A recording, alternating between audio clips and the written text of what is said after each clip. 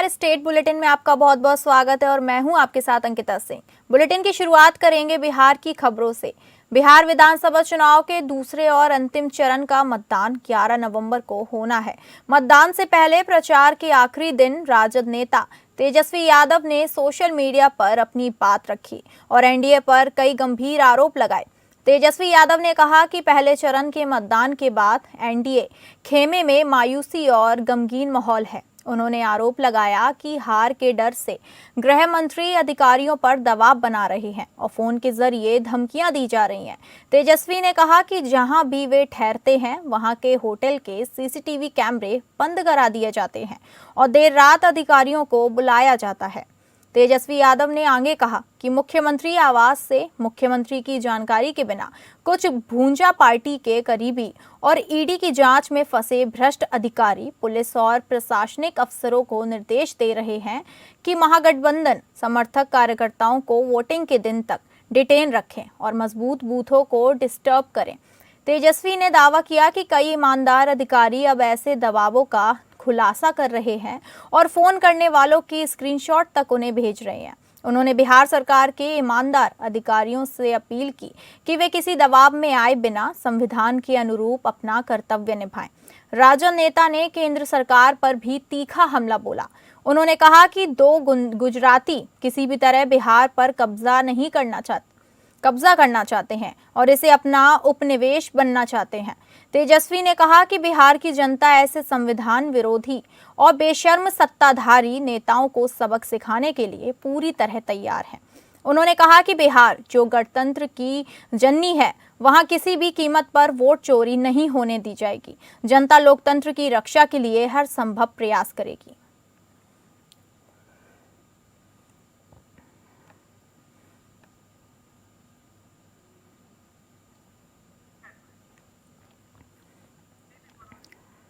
बिहार विधानसभा चुनाव के दूसरे और अंतिम चरण का मतदान 11 नवंबर को होना है। मतदान से पहले प्रचार के आखिरी दिन राजद नेता तेजस्वी यादव ने सोशल मीडिया पर अपनी बात रखी और एनडीए पर कई गंभीर आरोप लगाए।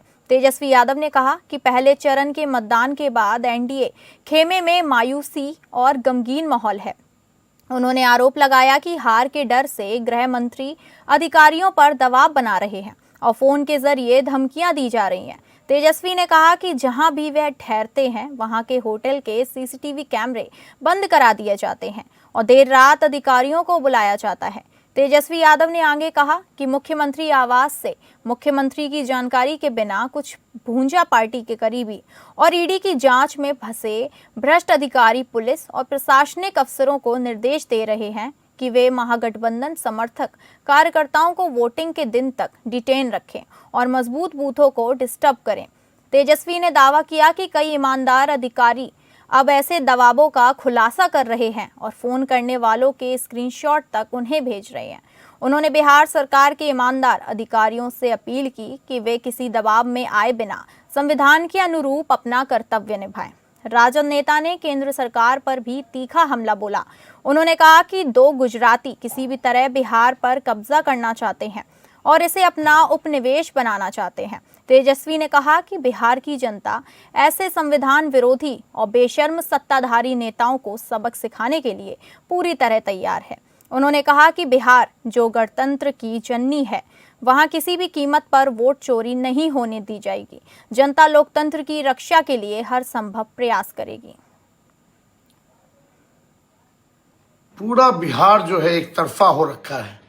बदलाव के लिए जो है मतदान कर रहे हैं लोग, चाहे बूढ़े हों, बुजुर्ग हों, माताएं बहनें, नौजवान युवा साथी, चाहे कोई जात के हों, कोई धर्म के हों, कोई वर्ग के हों, सब लोग जो है बदलाव के लिए वोट कर रहे हैं और इस बार बिहार में परिवर्तन तय है।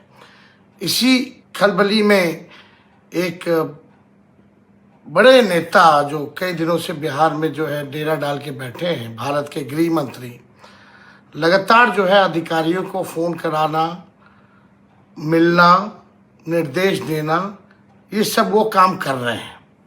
कई जगह कहाँ क्या डिस्टर्ब करना है, अपने अपने रेंज में वो अधिकारी कौन बूथों पे डिस्टर्ब करना है, कौन बूथों पे नहीं करना है, इस तरह का निर्देश जो है जा रहा है। बिहार विधानसभा चुनाव के दूसरे और आखिरी चरण का प्रचार थम गया है। इस बीच सत्तारूढ़ महागठबंधन दल एनडीए के सहयोगी और उत्तर प्रदेश की योगी आदित्यनाथ सरकार में कैबिनेट मंत्री ओम प्रकाश राजभर का बड़ा बयान सामने आया है। ओम प्रकाश राजभर ने बिहार में बम्पर वोटिंग के बाद महागठबंधन की सरकार बनने की उम्मीद जता दी। उनका ये बयान मतदान से पहले एनडीए के लिए झटका साबित हो सकता है। बिहार चुनाव में यूपी सरकार को समर्थन वाले सुहेलदेव भारतीय समाज पार्टी लगातार अपने ही सहयोगी गठबंधन के विरुद्ध बयान दे रही है और अब ओम प्रकाश राजभर ने बिहार में राष्ट्रीय जनता दल की सरकार बनने का दावा किया है। बता दें कि ओम प्रकाश राजभर की सुभा सपा ने अकेले बिहार में 64 सीटों पर उम्मीदवार उतारे हैं। राजभर और उनके बेटे डॉक्टर अरविंद राजभर और अरुण राजभर ने चुनाव के दौरान एनडीए के विरोध में लगातार कई चुनावी सभाएं की हैं। दूसरे चरण की 34 सीटों पर सुभा सपा प्रत्याशी एनडीए के खिलाफ मैदान में हैं। माना जा रहा है कि कई सीटों पर सुभा सपा के प्रत्याशी एनडीए या महागठबंधन के प्रत्याशियों की जीत के समीकरण को प्रभावित कर सकते हैं। बिहार में दूसरे चरण का मतदान 11 नवंबर मंगलवार को होना है। 14 नवंबर को चुनाव के नतीजे आएंगे।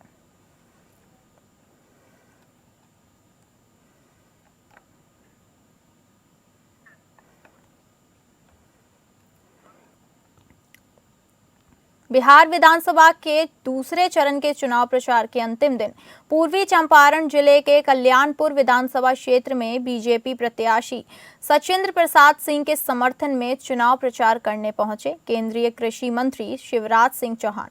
शिवराज सिंह ने अपने प्रत्याशी को भारी मतों से जिताने की अपील की।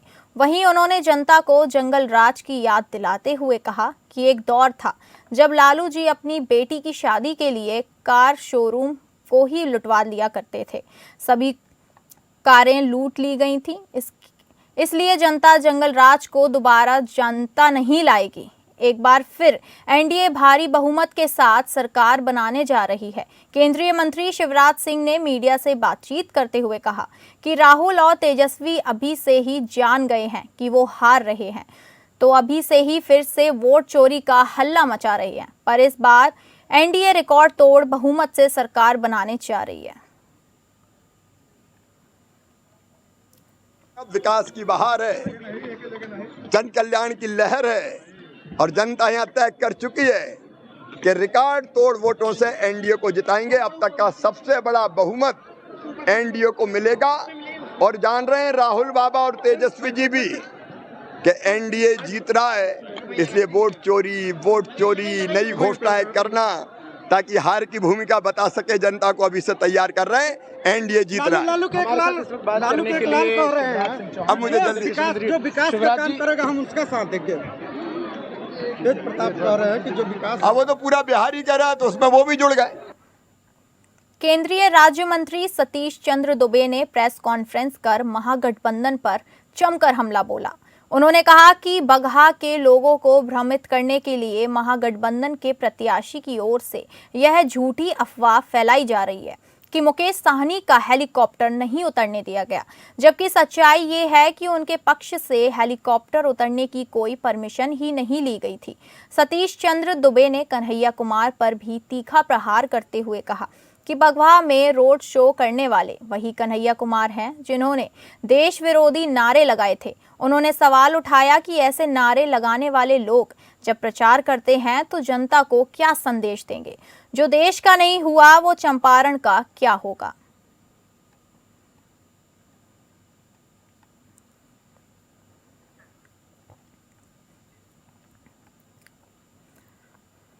बेतिया पश्चिमी चंपारण जिले में दूसरे चरण के विधानसभा चुनाव का प्रचार खत्म हो गया है। 11 नवंबर को जिले की 9 विधानसभा सीटों पर मतदान होगा। जिला प्रशासन और पुलिस प्रशासन पूरी तरह अलर्ट मोड पर है। जिला निर्वाचन पदाधिकारी धर्मेंद्र कुमार और पुलिस अधीक्षक डॉक्टर शैर्य सुमन ने संयुक्त रूप प्रेस कॉन्फ्रेंस करके बताया कि निष्पक्ष और पारदर्शी चुनाव के लिए सभी तैयारियां पूरी कर ली गई हैं। जिला निर्वाचन पदाधिकारी धर्मेंद्र कुमार ने कहा कि इस बार बोगस वोटिंग रोकने के लिए विशेष व्यवस्था की गई है। बुर्का और घूंघट में आने वाली महिलाओं की पहचान सुनिश्चित करने के लिए वॉलेंटिंग 1 नामक टीम पर बूथ पर तैयार रहेगी। इस टीम में महिला कर्मचारी शामिल होंगी जो पोलिंग एजेंट के अनुरोध पर मतदाता की पहचान करेगी। बेतिया एसपी डॉक्टर शैरिस सुमन ने कहा कि जो भी बाहरी लोग राजनीतिक दलों के प्रचार में आए थे उन्हें तत्काल जिला छोड़ने का निर्देश दिया गया है। पुलिस रात में सघन तलाशी अभियान चलाएगी और ऐसे लोगों पर सख्त कार्रवाई की जाएगी जो बिना अनुमति जिले में रहेंगे। बेतिया जिला नेपाल और उत्तर प्रदेश की सीमाओं से सटा हुआ है। प्रशासन ने सुरक्षा को ध्यान में रखते हुए दोनों सीमाओं को सील कर दिया है ताकि कोई बाहरी व्यक्ति जिले में प्रवेश ना कर सके। चुनाव के दिन किसी अप्रिय घटना को रोकने के लिए जिले के सभी बूथों पर केंद्रीय पुलिस बल और राज्य पुलिस बल की तैनाती कर दी गई है। गांव से लेकर शहर तक पुलिस और अर्धसैनिक बल की निगरानी बढ़ा दी गई है। डीएम और एसपी ने कहा कि मतदाताओं को पूरी सुरक्षा के साथ मतदान का माहौल मिलेगा। डीएम धर्मेंद्र कुमार और एसपी शौर्य सुमन ने मतदाताओं से अपील की कि वे निर्भय होकर मतदान करें और किसी भी तरह की अफवाहों पर ध्यान न दें। प्रशासन की ओर से बताया गया कि हर बूथ पर निगरानी कैमरे और क्विक रिस्पांस टीमें भी तैनात रहेंगी। दलों को हम लोगों ने विस्तृत तौर से जानकारी दी है और इस बार आप सब लोग जानते हैं कि आयोग के दिशा निर्देश में बहुत से स्पेशल इनिशिएटिव लिए गए हैं। उसमें एक महत्वपूर्ण अवयव होगा कि जितने पीठासीन अधिकारी हैं उनके फ़ोन में मोबाइल एप्लीकेशन एक रहेगा। मोबाइल एप्लीकेशन आज इंस्टॉल हो गया है। सुबह में कल जब लोग ईवीएम लेने के लिए आएंगे तो लॉगिन भी कर लिया जाएगा उनका, और जब वो लोग मतदान स्थल पे जाएंगे, मतलब बूथ पे हमारे जाएंगे, तो फिर अराइवल रिपोर्ट भी पीआरओ एप्लीकेशन के माध्यम से ही हम लोग लेंगे। जब ये लोग मतदान स्थल पे जाएंगे, बूथों पे जाएंगे, तो वहाँ पे हम लोगों ने हर एक बूथ पर रसोइया का इंतज़ाम रखा है भोजन के लिए। साथ ही साथ बूथ पे जाकर के आसपास का एरिया का मॉनिटरिंग भी इनके द्वारा हो जाएगा। कहीं कोई भी संवेदनशीलता होगी तो जानकारी हम लोग को दी जाएगी।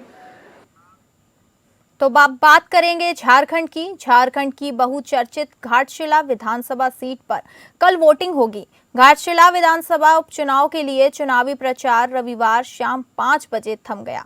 इस सीट पर कुल 13 प्रत्याशी मैदान में हैं, लेकिन मुकाबला मुख्य रूप से भारतीय जनता पार्टी और झारखंड मुक्ति मोर्चा यानी जेएमएम के बीच माना जा रहा है। बीजेपी की ओर से पूर्व मुख्यमंत्री चंपई सोरेन के पुत्र बाबूलाल सोरेन चुनाव मैदान में हैं, जबकि झामुमो ने दिवंगत पूर्व शिक्षा मंत्री रामदास सोरेन के पुत्र सोमेश चंद्र सोरेन पर भरोसा जताया है। इसके अलावा जेएलकेएम के उम्मीदवार रामदास मुर्मू भी चुनावी मैदान में अपनी मौजूदगी दर्ज करा रहे हैं। पिछले कई दिनों से घाटशिला में दोनों दलों के बीच तेज प्रचार अभियान देखने को मिला। झामुमो की ओर से मुख्यमंत्री हेमंत सोरेन और विधायक कल्पना सोरेन ने चुनाव प्रचार के आखिरी दिन रविवार को रोड शो किया और जनता को झामुमो प्रत्याशी के पक्ष में वोट देने की अपील की। झामुमो अपने दिवंगत नेता रामदास सोरेन की लोकप्रियता और सहानुभूति लहर पर भरोसा कर रही है। वहीं दूसरी ओर भाजपा ने सीट को प्रतिष्ठा का प्रश्न बना लिया। पार्टी के बड़े नेता घाटशिला में लगातार डेला डाले हुए हैं। इसमें पूर्व मुख्यमंत्री रघुवर दास, प्रदेश कार्यकारी अध्यक्ष आदित्य साहू, बंगाल के नेता शुभेंदु अधिकारी, केंद्रीय मंत्री शिवराज सिंह चौहान, प्रदेश अध्यक्ष बाबूलाल मरांडी समेत कई दिग्गज शामिल हैं। यहां तक कि उड़ीसा के मुख्यमंत्री ने भी प्रचार अभियान में भाग लिया। खुद चंपई सोरेन भी गांव-गांव जाकर अपने पुत्र के लिए समर्थन मांग रहे हैं। राजनीतिक विश्लेषकों के अनुसार यह उपचुनाव सत्ता पक्ष और विपक्ष दोनों के लिए प्रतिष्ठा का विषय बन गया है। घाटशिला सीट पर मुकाबला बेहद रोमांचक और कांटेदार है। जनता किसे चुनेगी, इसका फैसला 11 नवंबर को मतदान के बाद होगा। फिलहाल दोनों दलों ने जीत सुनिश्चित करने के लिए पूरी ताकत झोंक दी है।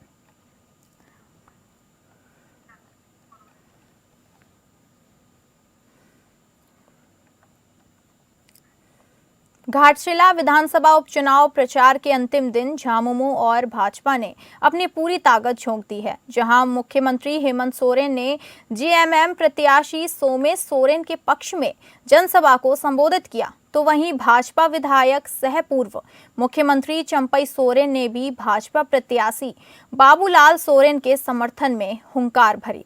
इस बीच चंपई सोरेन ने मुख्यमंत्री के एक बयान को आंदोलनकारी का अपमान बताते हुए अपनी नाराजगी जाहिर की। दरअसल घाटशिला में प्रेस कॉन्फ्रेंस के दौरान चंपई सोरेन भावुक नजर आए और फफक फकक कर रोने लगे, जिसकी वीडियो प्रदेश भाजपा द्वारा सोशल मीडिया पे भी साझा की गई। उस वीडियो में चंपई सोरेन ने रोते हुए कहा कि बुआ सरकार ने आदिवासियों को कुचलने का काम किया है, आंदोलनकारियों पर लाठी चलाया, जो शर्मनाक है। बच्चा चटाई में सोता था, उस समय हम नहीं रोया था, उस दिन नहीं रोया था हम, लेकिन जो अपमान किया ना उस दिन, हम दिल हिल गया, मेरा आंसू नहीं रुक पा रहा था, आज भी नहीं रुक पा रहा था। क्या किया था हम? टाटा शहर में मजदूर आंदोलन करता था, टाटा ने हमको रुकने के लिए 50 लाख गुंडा को देखा हमको मरवाने के लिए हमारा पास संदेश आया। हमने कभी जान को परवाह नहीं किया और वो आंदोलन का हम सफल किया। 3 से 4 हजार आदमी को हम ठेकेदार मजदूर को हम वहां पर स्थायी नौकरी दे दिया। इतना दुश्मनी के बाद भी कभी हम आंख से आंसू मेरा नहीं गिरा। रांची के उपायुक्त सह जिला दंडाधिकारी मंजुनाथ भजंत्री ने तमाड़ प्रखंड सह अंचल कार्यालय का औचक निरीक्षण किया है। इस दौरान उन्होंने कार्यालयों में उपस्थित पदाधिकारियों एवं कर्मियों की उपस्थिति, अभिलेखों, सेवा पुस्तिका, आगत निर्गत पंजी, जन शिकायत निवारण व्यवस्था, पेंशन एवं अन्य योजनाओं की समीक्षा की। तो वहीं उपायुक्त ने स्पष्ट कहा कि कार्यालय में समय पालन एवं अनुशासन सर्वोपरि है। साथ ही उपायुक्त ने सख्त हिदायत देते हुए कहा कि तमाड़ प्रखंड सह अंचल कार्यालय में बिचौलियों की कोई भूमिका नहीं होनी चाहिए और किसी भी प्रकार की बिचौलिया गतिविधि पाए जाने पर कड़ी प्रशासनिक कार्यवाही की जाएगी। अंचल और प्रखंड का हमने औचक निरीक्षण किया और विशेषकर सभी पदाधिकारियों और कर्मियों का जो उपस्थिति है उसको देखे और यहाँ आए हुए ग्रामीण लोगों से भी बातचीत की। आज आधार अपडेशन का भी कैंप चल रही है, काफ़ी संख्या में बच्चों के साथ महिलाएं आई हैं, उनका कार्य चल रही है और जितने भी कर्मी और पदाधिकारियों को भी निर्देश दिए कि जो भी लोग आते हैं डायरेक्टली उन्हीं के साथ बातचीत करके काम करना है। बिल्कुल कोई मध्यस्थी का बिचौलिया या अन्य लोग कैंपस में आसपास न गुजरे और ये जो राजस्व कार्यों में और बेहतर तरीके से काम करने का हम लोगों ने निर्देश दिया है। म्यूटेशन कोई लंबित रखने का नहीं है और जो पंजीटी सुधार का भी तेजी लाने के लिए निर्देश।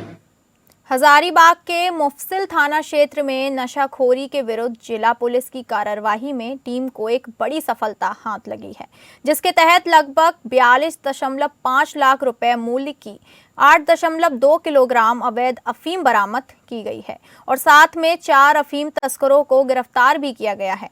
पुलिस द्वारा दी गई जानकारी के मुताबिक पुलिस अधीक्षक अंजनी अंजन को गुप्त सूचना प्राप्त हुई कि मुफस्सिल थाना क्षेत्र के कत्था फैक्ट्री के पास टोयोटा शोरूम के सामने NH 33 रोड मुकुंदगंज के निकट कुछ लोग अफीम की खरीद बिक्री करने वाले हैं।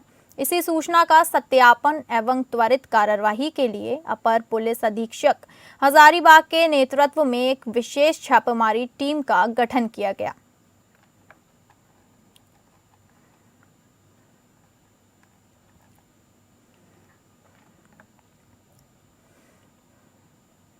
खबर बोकारो से है, जहां थर्मल थाना क्षेत्र के नई बस्ती में नशे में धुत पति ने अपनी पत्नी की धारदार हथियार से वार कर हत्या कर दी। जब उसके परिवार वालों ने महिला को झलवा देवी को उठाने के लिए गए तो देखा कि वह मृत पड़ी हुई थी। मौके पर बोकारो थर्मल थाना पुलिस सूचना पर पहुंची। मृतका के आरोपी पति का नाम रूपेश यादव है। ग्रामीणों ने बताया कि रूपेश यादव काफी दिनों से शराब के नशे में मारपीट करता था। पहले भी चाकू से कई बार वार कर चुका है और रात्रि में रूपेश यादव ने अपनी पत्नी चाकू से वार कर मार डाला। पुलिस महिला के शव को लेकर पोस्टमार्टम के लिए भेज दिया है और आरोपी की तलाश जारी है। जल्दी आरोपी को गिरफ्तार कर जेल भेजा जाएगा।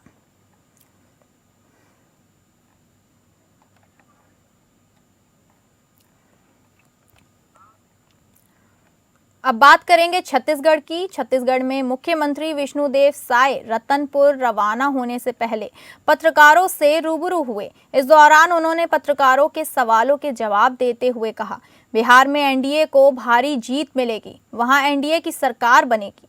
वहां की जनता कांग्रेस और आरजेडी को देख चुकी है। उनका विश्वास एनडीए और प्रधानमंत्री श्री नरेंद्र मोदी जी पर है। निश्चित रूप से वहां एनडीए की सरकार बनेगी। एसआईआर के सवालों के जवाब पर मुख्यमंत्री ने कहा, एसआईआर तो सिर्फ चल रहा है, ये उनकी ही मांग थी, अगर लागू हो गई तो विरोध क्यों? है और एनडीए को भारी जीत वहां पर मिलेगी, एनडीए की सरकार बनेगी। काहे कि बिहार की जनता कांग्रेस पार्टी को भी देख चुकी है और राजद पार्टी को भी देख चुकी है और वहाँ की जनता का विश्वास एनडीए पर और देश के यशस्वी प्रधानमंत्री श्री नरेंद्र मोदी जी पर है। निश्चित रूप से जनता का आशीर्वाद मिलेगा और एनडीए की सरकार वहाँ पर बनेगी। अब एसआईआर तो चल रहा है ना, एसआईआर की उनकी भी मांग थी और जब लागू हो गया है तो फिर विरोध क्यों करते हैं? आज सवेरे समाजवादी पार्टी के राष्ट्रीय अध्यक्ष अखिलेश यादव रायपुर पहुंचे। यहां उन्होंने दावा किया कि बिहार में बदलाव की बयार बह रही है और वहां चल रहे विधानसभा चुनाव में इंडिया गठबंधन जीत की ओर अग्रसर है। साथ ही अखिलेश यादव ने कहा कि बिहार नया सीएम चुनने जा रही है। बिहार बदलाव लाने के साथ साथ एक युवा मुख्यमंत्री भी चुनने जा रहा है। बिहार को एक नया मुख्यमंत्री मिलने वाला है। एक नई ऊर्जा वाला युवा मुख्यमंत्री तेजस्वी यादव होंगे। साथ ही बीजेपी पर निशाना लादते हुए कहा कि इतने दिनों से इनकी सरकार चल रही है, पिछले 11 सालों में घुसपैठी आई तो इनकी जिम्मेदार तो बीजेपी है। बीजेपी घुसपैठियों से ज्यादा घूस पर ध्यान देती है। यूपी अपना परिणाम दे चुका है। पिछले लोकसभा चुनाव में उसने बताया कि पिछड़े दलित, आदिवासी, अल्पसंख्यक के साथ भारतीय जनता पार्टी ने भेदभाव किया। बिहार बदलाव के साथ साथ नौजवान मुख्यमंत्री बनाने जा रहा है, जहां परिवर्तन होगा। नई ऊर्जा के साथ नया मुख्यमंत्री, नौजवान मुख्यमंत्री बिहार को मिलने जा रहा है। तेजस्वी यादव, जिनका आज जन्मदिन है, आखिरी दिन है प्रचार का, जनता का समर्थन उनके साथ है। महागठबंधन और इंडिया गठबंधन जीतने जा रहा है। और 11 साल से पहले घुसपैठिया कौन आए हैं? तो 11 साल में जो आए होंगे घुसपैठिया, उसका जवाब तो सरकार को ही देना पड़ेगा, वही है। और बीजेपी घुसपैठियों से ज्यादा घूस पे ध्यान देती है।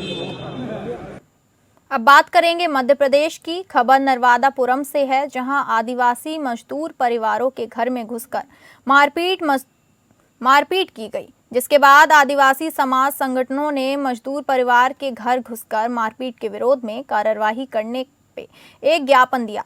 पुलिस द्वारा कार्रवाई नहीं करने से कार्यप्रणाली पर भेदभावपूर्ण रवैये के विरुद्ध एक ज्ञापन सौंपा। संगठन की मांग है कि विरोधी अपने द्वारा हत्या करने का प्रयास किया गया, उस पर धारा 307 लगाई जाए। आरोपी के द्वारा धारदार हथियार, सब्बल, लठ आदि से हमला किया गया।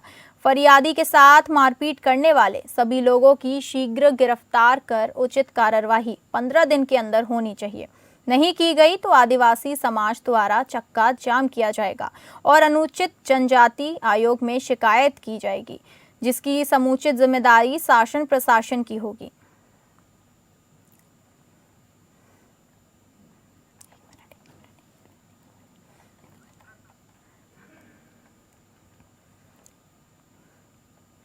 अब बात करेंगे पंजाब की। तरनतारन जिले में होने वाले उपचुनाव पे ध्यान रखते हुए शिरोमणि अकाली दल के अध्यक्ष सुखबीर सिंह बादल आज सचखंड श्री हरमंदिर साहिब में मत्था टेकने पहुंचे।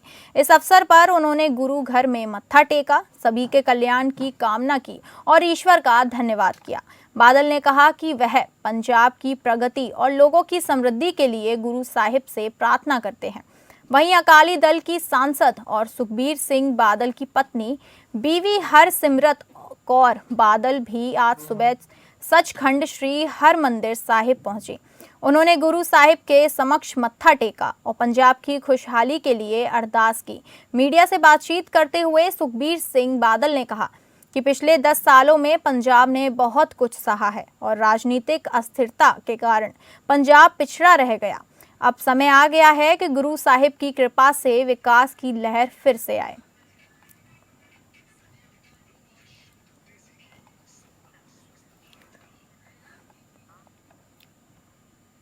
आम आदमी पार्टी पंजाब प्रधान अमन अरोड़ा पटियाला के प्रसिद्ध काली माता मंदिर में नतमस्तक हुए। इस मौके पर पत्रकारों से बातचीत करते हुए अमन अरोड़ा ने पंजाब यूनिवर्सिटी मामले पर केंद्र सरकार को घेरा। तरन तारण इलेक्शन को लेकर भी अमन अरोड़ा ने शिरोमणि अकाली दल बदल के प्रधान सुखबीर सिंह बादल पर टिके निशाने साधे।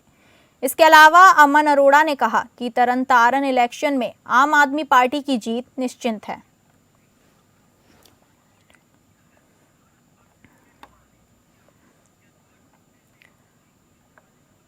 अब बात करेंगे महाराष्ट्र की। मुंबई अहमदाबाद राष्ट्रीय राजमार्ग पर पालघर के दापचरी सीमा शुल्क चेकपोस्ट के पास एक तेज रफ्तार कार अचानक आग की लपटों में घिर गई।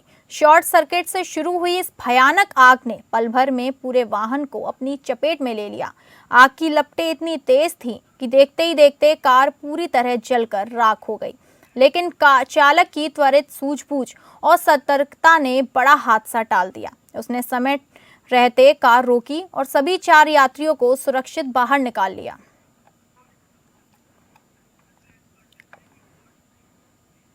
फिलहाल के लिए स्टेट बुलेटिन में इतना ही। नमस्कार।